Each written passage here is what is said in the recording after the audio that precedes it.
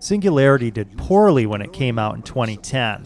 Ironically, the time mechanic-focused shooter was more of a victim of its release time than poor design. Activision pushed the release of Singularity away from Modern Warfare 2, which came out in 2009, to give Singularity some breathing room and more development resources. When Singularity released in 2010, it was slammed by most reviewers as a half-baked Bioshock clone. The taste in first-person shooters had shifted, and although Singularity presented an interesting combination of horror, physics, puzzles, and time-shifting mechanics, the world just wasn't having it. So how does the game stand up in late 2021, now that the gaming world's current flavor of FPS mostly doesn't involve linear narratives? I'd say surprisingly well. Singularity begins with you helicoptering in on a mission to a remote Russian island, and of course all hell breaks loose. As the narrative unfolds, you discover that the Russians were working on time manipulation and, well, shit went bad. Using a time manipulation device, or TMD, you gain the ability to alter time and even pass between 1955 and 2010 to alter events and ultimately save the world. It's an interesting setup that makes for a fun narrative flow and coolish puzzles. A good analogy of my experience with Singularity is going to see your favorite local band. Some of their songs are absolute bangers, but they also have a few where they haven't quite figured out the ending. And the drummer's drunk and misses a beat occasionally. If that band were to get some extra support and polish, maybe they'd release the best album of the year. Or maybe they'd just get lost in the shuffle and wouldn't be as interesting. That's how I feel about this game. It has some awesome action sequences. The time mechanics and story are cool as hell. The monsters are fun, and the overall atmosphere is good. But aspects like the time-based physics puzzles could have been expanded. Instead of a physics playground like Half-Life 2, you get more of a sketch of what those puzzles could have been.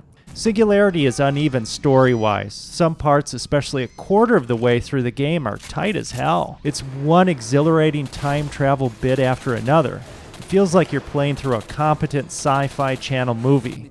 But the game's story lulls 3/4 of the way through. This isn't surprising after you learn about the game's development. Activision almost canceled Singularity entirely after they realized that development was in trouble.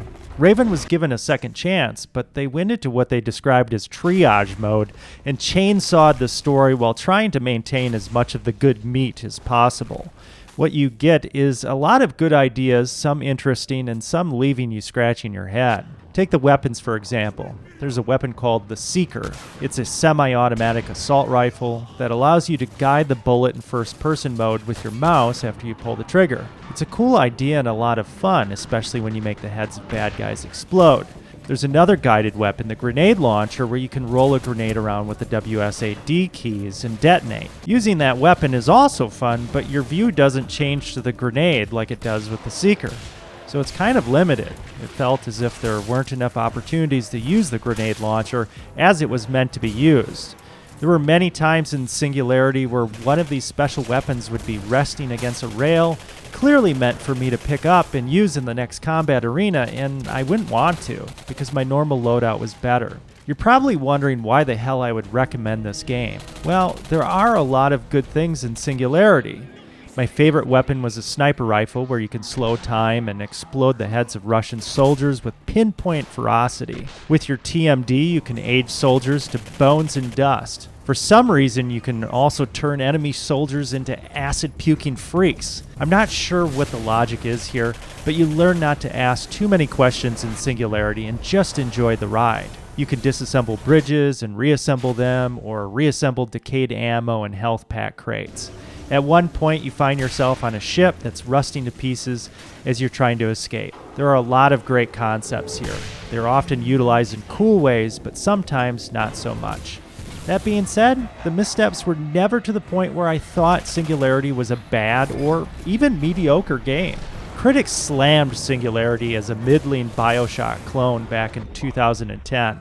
The game certainly shares similarities in terms of using your powers in storytelling, but in a world where Bioshock is a distant memory, Singularity is a welcome experience. The graphics were poo-pooed back in 2010. Yes, the textures can be a blurry mess, especially in the environment, but the choice of bright colors has done this game a lot of favors as time has marched on. The visual style is interesting for most of the game, and the 1950s time-traveling tech along with the abandoned Russian science facility works well. There are some rusty, brownish areas, but thankfully they don't last long. The AI is dumb as hell, but you're dispatching enemies relatively quickly, so it really isn't noticeable. When you familiarize yourself with your TMD and attack enemies by slowing them down, aging them, or throwing exploding barrels at them, Singularity feels great. The combat hits its pinnacle when you're facing off against quick and deadly creatures that can time shift and pop in and out of the temporal dimension. You need to use your powers to lock them into your own time long enough to blast them. There's plenty of that in the game. The fun gunplay coupled with the bizarro time-traveling timeline keeps the game engaging throughout. Singularity is probably one of the better games that you'll play that not a lot of people have heard of. It was swept under the rug quickly by Activision due to poor sales and the company's focus on the Call of Duty series. The game is currently $30 on Steam. Don't pay that. I got it for $7.50 on sale on Steam. That feels fair. If you see it on sale again, I would say it's worth a try.